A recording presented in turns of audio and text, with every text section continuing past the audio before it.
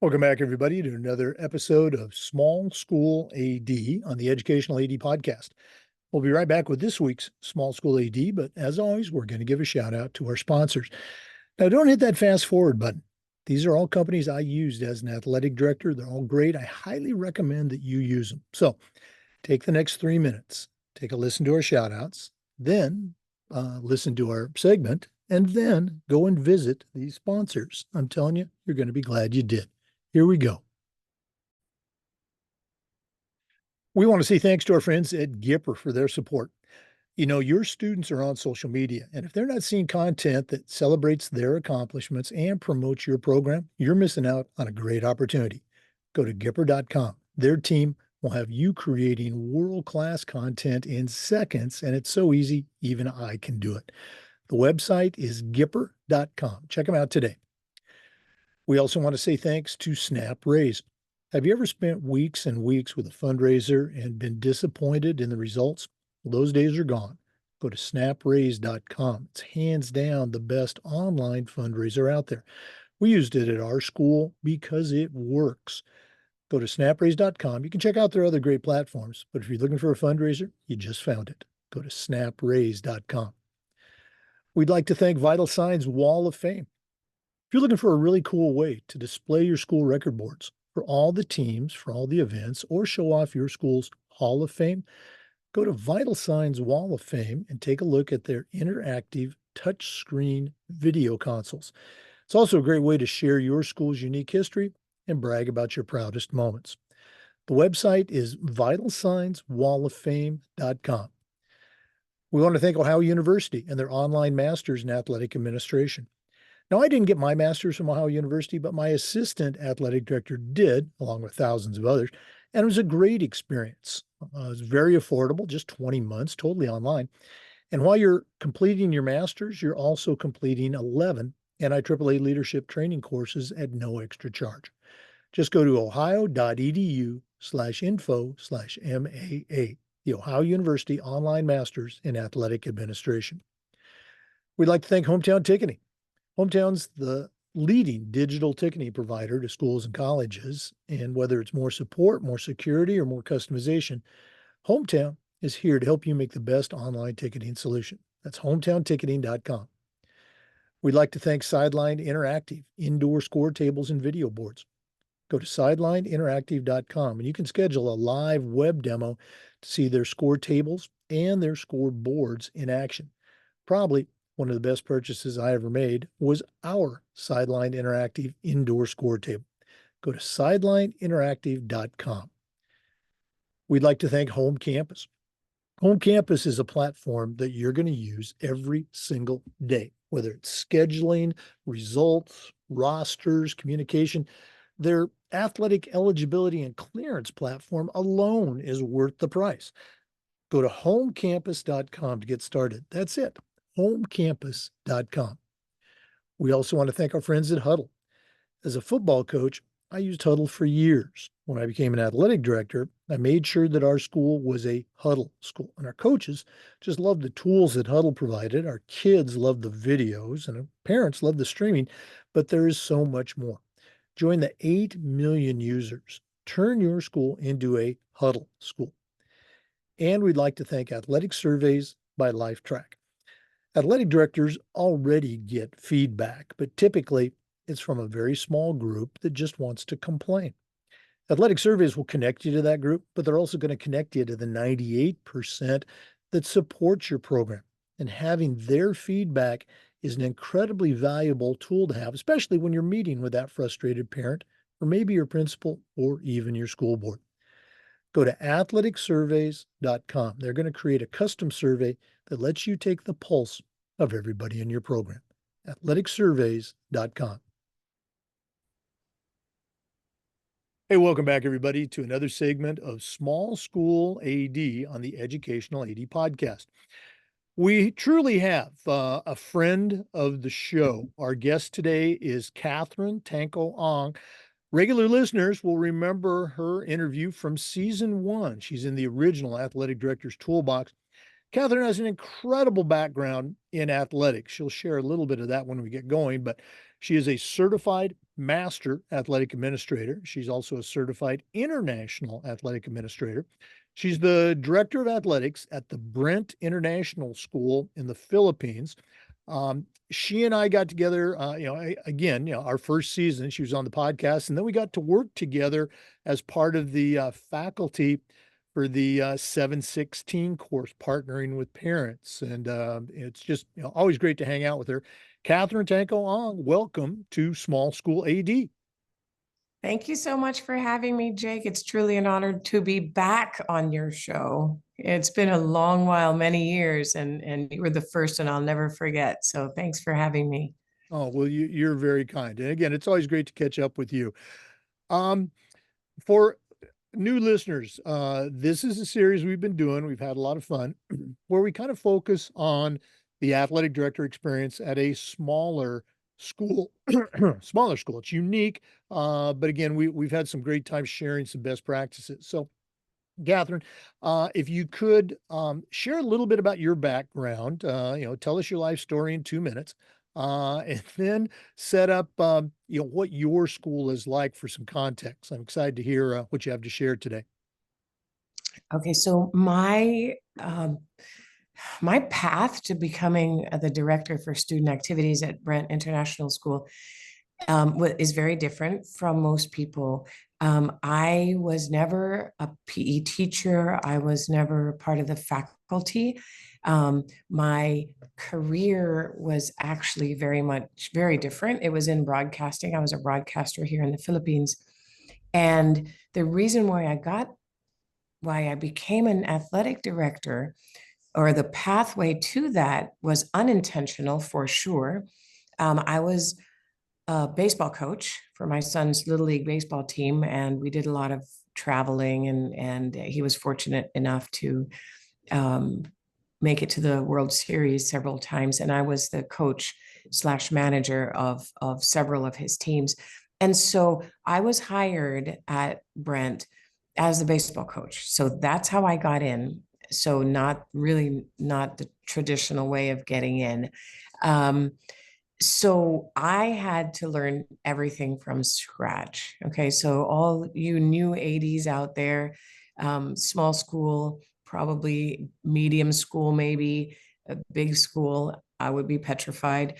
But you can do it. If I can do it, you can do it. I had to learn from scratch. My predecessor, his name was Charles Bates, fantastic person and a tremendously capable athletic director, activities director. He was a director for 32 years, so he knew his stuff. And unfortunately, he didn't document anything. He knew everything, and everything was in his head. And he built the program that I'm managing now. He built it and built it and built it.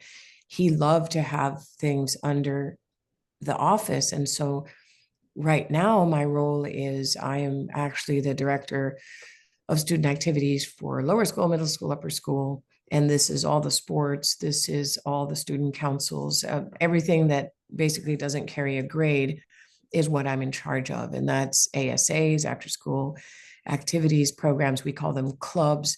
All the sports leagues, our conferences. We're a member of the Asia Pacific Activities Conference, and there's an ISAC conference, International Schools Athletic Conference, which is local to the Philippines. Performing arts are also under me.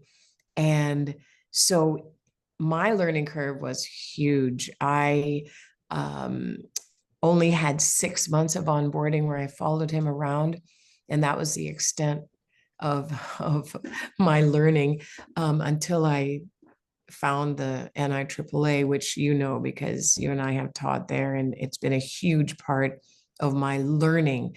I mean, incredible learnings from attending the conferences and taking their classes, the LTCs, and all their workshops. So I highly recommend that to small school ADs. If you haven't been a part of it already, you really want to be a part of that. Oh, no, absolutely. And again, for our listeners for this segment, I encourage you, go back to season 1 and listen to Catherine's full interview where she shares, her path to becoming an AD, along with some pretty good best practices. Um, Catherine, we've had a couple of international school ADs on this series already, and I think our regular listeners, they understand the idea that the travel involved when you're competing in tournaments, et cetera, is just incredible. But what are some things about your school, Brent International, that you think are kind of unique, or that you, I guess, are particularly proud of? And then we're going to get into your small school AD tips. Um, I'm really proud of working at this school.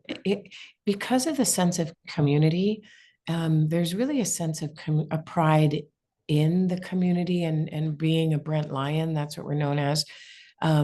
We have these shirts that say Brent Pride, and it's so simple for me. We are kind to each other. We compete, and yet our sportsmanship is good. We harp on that. We are inclusive. We we just love the kids, and we want the best for them. We want to develop them into the best athletes they can be, or the best thespians they can be, the best choir participants they can be. But that is, winning is not the be all end all. It is developing them into good people and good to be a good part of the community. So that's really what Brent is all about. Now we've got a thriving activities program. I had to, for some reason, I guess was for our website, um, enumerate how many things we are involved in the activities program, and I came up with a number of 238. So that's teams, clubs, councils. Yeah, so it's quite a bit. So that's a huge part of the school.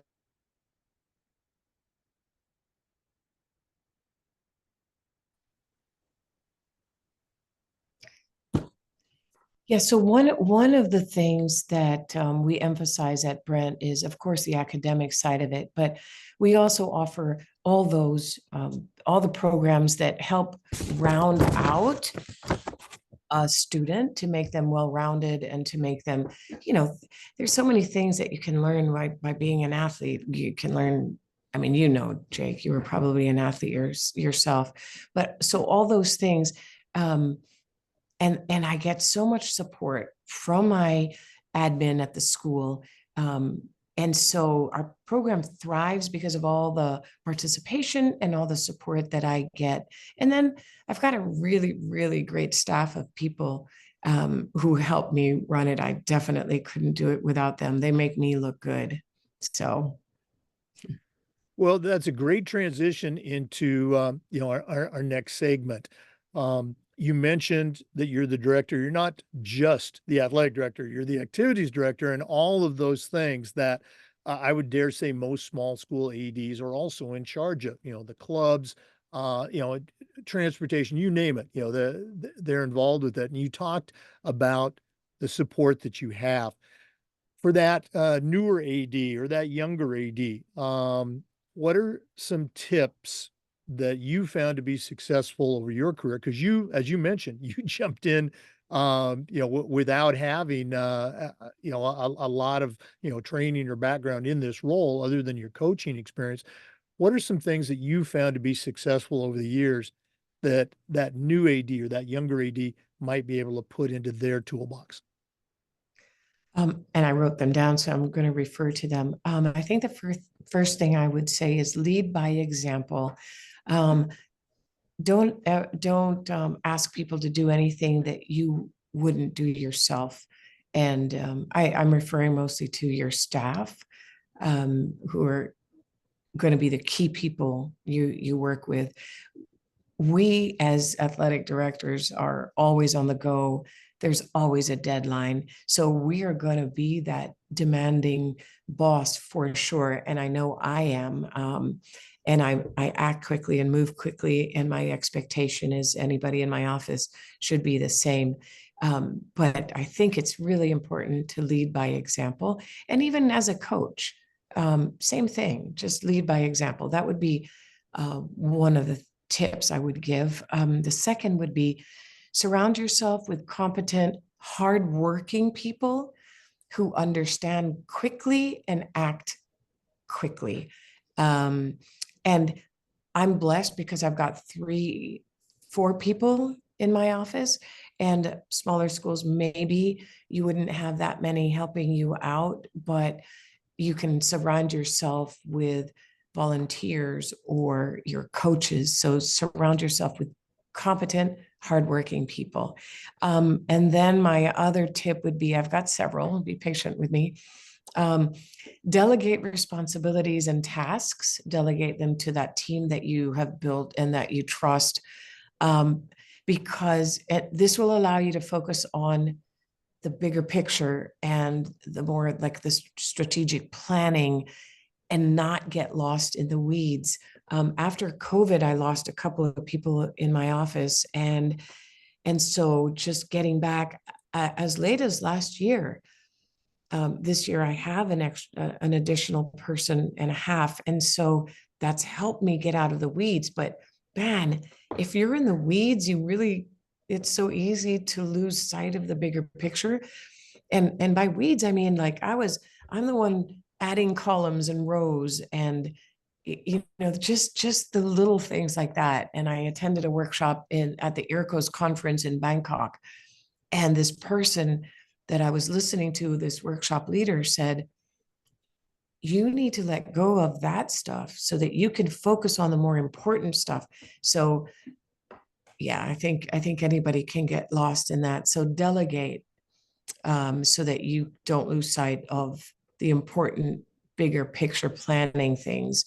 The other thing is share as much information as possible with the people who it matters to, like parents, players. Don't be stingy with information. Share it on websites, on shared documents, via email. The more information you can get out, the better. You mentioned earlier about visas and planning trips and stuff. So I share copious amounts of information because it helps me to help my parents who've got to apply for the visas. Like now I've got 5 teams flying out, and I'm very worried that some of the players aren't going to get their visas in time. So the more information I can get out there to parents about how to process things, or information about upcoming events or information about changes in schedule. So just be very, very good about sharing information is another tip. The last tip, which I have told myself recently after 14 years of being an AD, is to just lighten up. Try to make the school environment more fun. I've tried to inject more fun into the activities. And so we've added more events like Spike Night, Friday Night Lights, Pack the House. These are all like basketball, volleyball, soccer. And we've got lunchtime games for our Spirit Week, and my varsity council has taken on a lot of these events. They plan them and run them now. I don't have to do that anymore. And so they do things like there's a once every month on a Friday, there's karaoke during lunchtime, so just try to lighten up and be more pleasant to everybody, even if you're stressed, and just make the environment that you are in and that the students are in and the faculty is in, just try to make it more fun. Those are my tips. Well, you probably saw me grinning there on that last one because I was always great, I think, with the kids, but as a younger AD 100 years ago, with my coaches, I was way too much of a hard ass, and just lighten up. I love that. That is so good. And your point you made about surrounding yourself with great people, I think that was something I was able to figure out. One of the very few things I figured out early in my career is, hey, I need some help. And whether you have 1,000 students at your school and the accompanying parents and coaches, or you just have 100 kids in your school, it is what it is. But you've got some people there that can help you and probably want to help you. Just make sure you reach out to them. And as Catherine said, surround yourself with the great people you have in your program. Catherine, always just such a great time to hang out with you. Looking forward to seeing you and connecting again, reconnecting at the national conference in Austin. If one of our listeners wanted to reach out and add you to their network or just pick your brain a little bit more, and listeners, you have a tremendous resource here. What's the best way that they can get a hold of you? Probably by email. I'm pretty good with answering emails, and I'd be happy to share it. My email is all lowercase, letter C, letter O, letter N, letter G at brent.edu.ph. And for So our NIAAA, oh, I'm sorry. Yeah. feel free to email me if you have any questions or comments or yeah. And for our NIAAA members, that information is also on the NIAAA membership portal, and we'll put it in the show notes too. Catherine, always great to hang out with you. Thanks so much for spending time with us. I know it's late night bedtime for you here in the Philippines, so we appreciate you adjusting your schedule, and definitely looking forward to seeing you and hanging out with all of our friends at Austin at the NADC in December. Well, Jake, it's truly a pleasure. Thanks for having me on your show again. For our listeners, we want to say thanks to you and remind you that we upload the Zoom recordings of all of our interviews to the Educational AD Podcast YouTube channel. We do this every single week, and just about every day we try to share best practices and stories of athletic directors. So come back for the next edition of the Educational AD Podcast. Thanks again. Before we go, we do want to thank our sponsors one more time. And again, I encourage you to visit these sponsors if you're not already using them. You're going to be very glad you did. I want to thank the Ohio University Online Masters in Athletic Administration.